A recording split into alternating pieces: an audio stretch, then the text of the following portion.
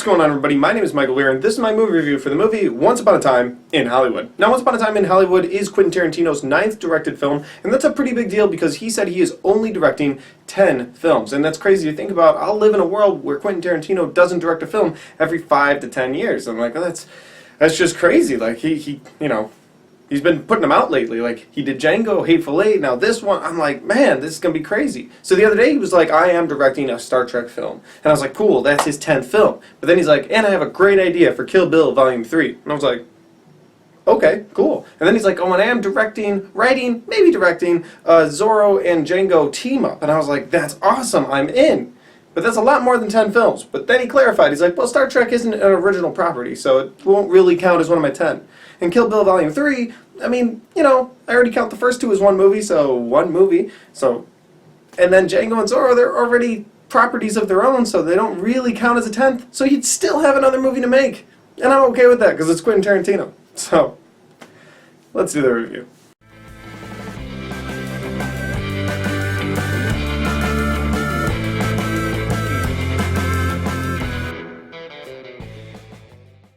And so guys, like I said, Quentin Tarantino directs this movie Once Upon a Time in Hollywood, and it stars Leonardo DiCaprio, it stars Brad Pitt, and it stars Margot Robbie.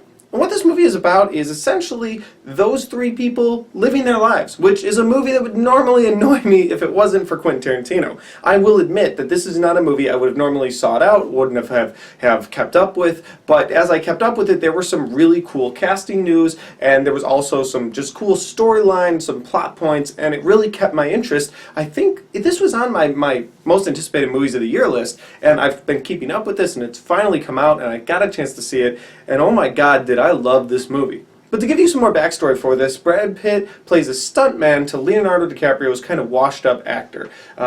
He was a big TV cowboy star like The Rifleman or Gunsmoke, like one of those. He was one of those big cowboy stars in like the 50s on a TV show. And now it's 1969, I believe, and those shows are done. And so he's just taking work wherever he can, and Brad Pitt is his best friend, and he's also his stuntman, and he just follows him everywhere he can, and he also gets work wherever he can. But he also goes further than that. He goes to the point of like driving Leonardo DiCaprio around because he has a DUI. He fixes his antenna on his roof. Literally anything Leo needs, Brad Pitt is there for. And it really shows a very interesting dynamic of the movie star who's just kind of in his own head, and that is Leo. Leo, his friend drives him around, and he drops him off at his house, and he lives this luxurious life, and he kind of hates his life at the same time because he's not the star that he once was because he's so wrapped up in his own head. And he has no time to think about Brad Pitt's character, who is this, again, just his stuntman, so he doesn't live very wealthy. He lives in a trailer. He doesn't eat very well. It shows kind of the two of them preparing their meals separately. It's just Leo making all these drinks in his fancy kitchen, and then it shows Brad Pitt at his trailer taking out this slop for his dog and making mac and cheese for himself. I mean, they live two very separate lives, but they are inseparable. And again, I thought it was really cool that it showed that Hollywood dynamic versus almost the rest of us. Like, this is how they live, this is how they live, and then they meet and everybody's cool with each other, but there is a little bit of animosity in the normal people, but it's cool to see Brad Pitt's life. Like, he doesn't care about any of that. He's just happy to be Leo's friend. Where Margot Robbie comes into this is an interesting aspect of the movie because she plays Sharon Tate. Now, of course, Sharon Tate is someone who was murdered by Charles Manson's gang or family, however you want to put it. He told them, hey, go kill her. She had an unborn baby at the time. It was a double murder, horrific situation. So knowing that she was cast as Sharon Tate was when I was like, oh, really? So here was my thought process. I thought they were going to do this nice movie about the three of those actors in different aspects of their lives, and then they would get to the Manson murders in Tarantino-style fashion at the end. Didn't go the way I thought it would go. I'm not going to give you guys spoilers, but it was a Tarantino ending that, it was Tarantino. He flips the script, right? He killed Hitler in Inglourious Basterds, so what would he do in this movie? Well, he'd flip the script. I don't want to say what he did, but oh my god, what he did in the last 20 minutes of this movie made it even better. Now, I really did enjoy this movie overall. It was a little long, but I did enjoy this movie. But oh my god, the last 20 minutes of this movie, had it not been for Avengers this year with the greatest probably last hour of a movie, this would have come close. Like, this was so much fun to enjoy. Let's get to things I liked, things I disliked, and then give you a rating. So guys, things I liked about this movie, well, I already said the acting is just above and beyond. Like, Quentin Tarantino has a way of directing his actors to give him 100%, and that was so fun to see. But while we're on actors, that leads to another thing that I liked about this movie, and it was spotting different actors that Quentin had used in other movies. It was just really cool to see. Like, I'm 90% sure that I annoyed my wife during the movie, because every time he'd bring in an actor from another movie, I would lean over and be like, hey, that's the guy from that scene, from that movie. Like, that's the angry general from Hateful Eight. Like, people just pop up in this movie, and it's really fun to see. Dakota Fanning's in this movie.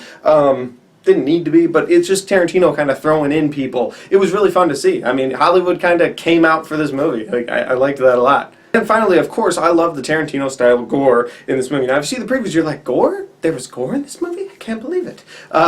But there is, and it's so good. It is so good. And that gets me to things I disliked about the movie. Well, the runtime, yeah, the runtime's pretty long. I mean, think about it, it's like 20 minutes shorter than Avengers. And there were memes, everybody talking about how are they going to use the bathroom in this 3 hours and 5-minute movie. Like, this movie's only 20 minutes shorter, and you do kind of need to stay for the credits, because there's a whole Red Apple cigarettes thing during the credits that's a lot of fun. So I recommend you stay for that.